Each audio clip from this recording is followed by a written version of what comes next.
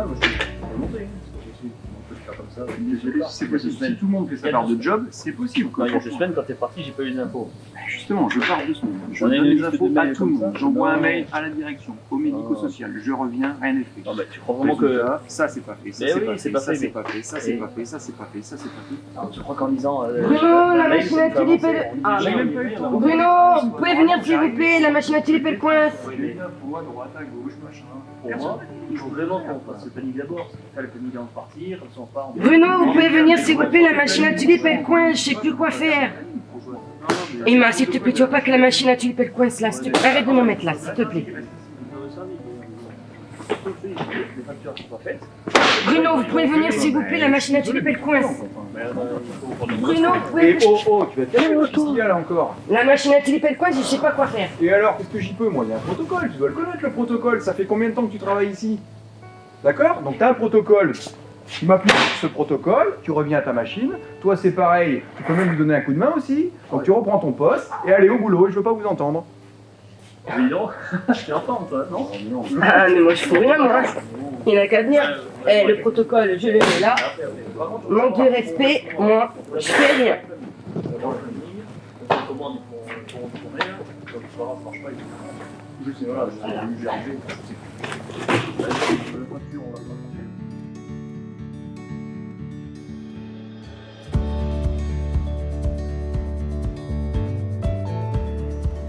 J'étais très inquiète, moi, pour mon collègue. J'ai eu peur que les choses empirent. Et j'étais choquée par la réaction des moniteurs aussi. C'est la première fois que je le vois comme ça.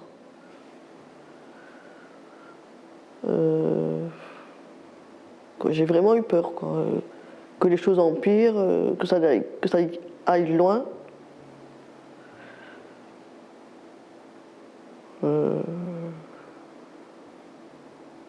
J'étais inquiète pour Kevin, quoi. J'ai ressenti du mal-être vis-à-vis de mes collègues. J'avais honte de moi.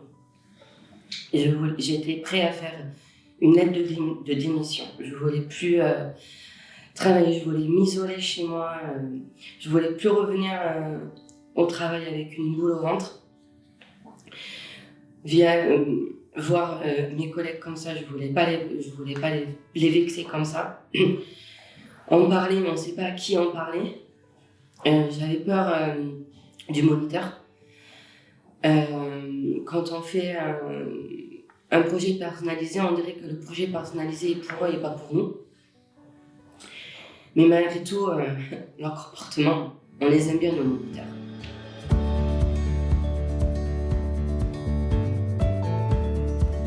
Oui, effectivement, il y a des négligences qu'on peut observer sur la scénette qui sont clairement inadmissibles et qui n'auraient jamais dû se produire. Employer un ton directif, agressif, utiliser le tutoiement, le langage inadapté, la dévalorisation.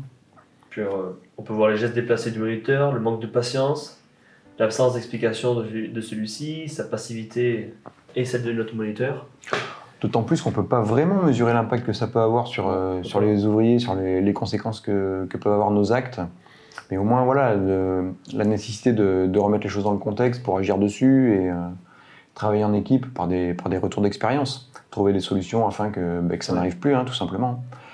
Et bon, c'est vrai que c'est difficile de s'adapter constamment, de devoir tout supporter. C'est difficile de faire face à de l'agressivité.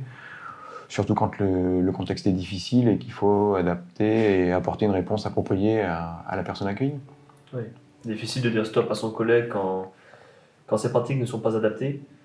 Cela pose beaucoup de questions sur le travail en équipe et la prise de relais au sein de l'atelier.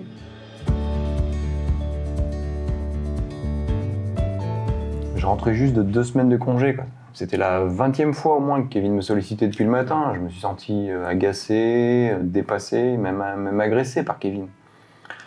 Il était en difficulté sur son poste.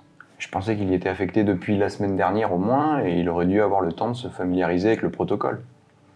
Oui, alors qu'en fait, il était là depuis le jour même. C'était pas un choix de sa part, ça faisait pas partie de son projet personnalisé. Il a été mis sur le poste pour répondre à un problème d'organisation, d'absence de personnel et de retard dans les commandes.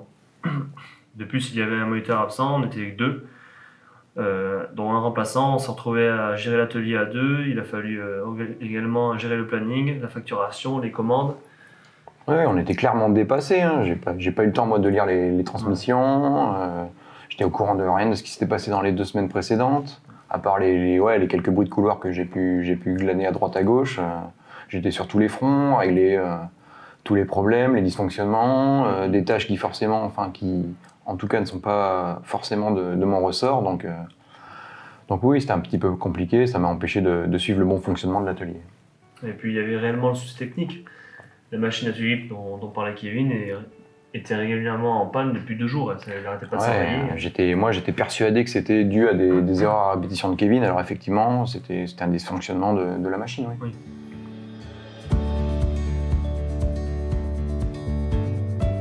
Suite à cet événement, on a pris le temps de se réunir en équipe afin de mieux comprendre ce qui s'était passé et pourquoi ça s'était passé.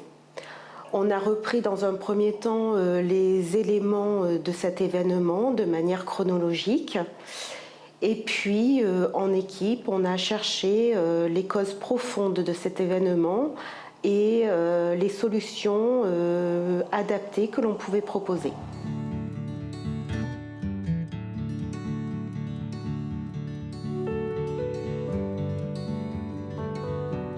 Suite à l'analyse effectuée en pluridisciplinarité, 9 thématiques et 27 causes ont été déterminées.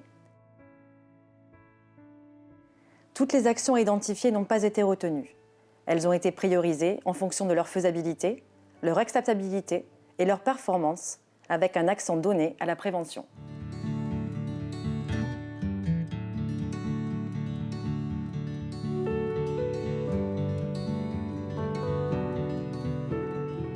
Moi, ce que j'entends d'un moniteur, c'est que quand il y a une machine qui est en panne, qui viennent tout de suite la réparer. C'est pas un ouvrier qui doit réparer une machine, quoi. Si par exemple on se coupe ou on se fait mal, ça y est, ils vont dire « Ah, il va se mettre en arrêt le lendemain ».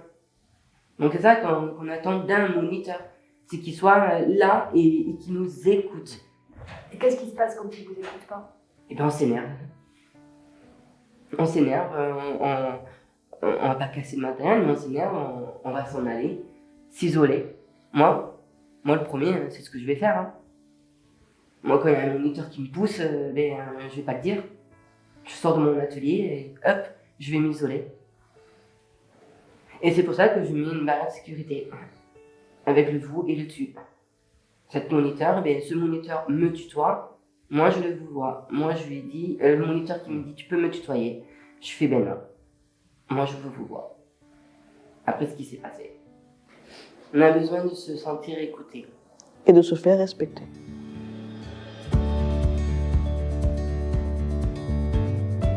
Dans cette situation, nous avons des solutions à retenir pour l'établissement. Elles sont en 2 temps. La gestion des conséquences immédiates dans l'établissement et un axe de prévention en travaillant sur les causes.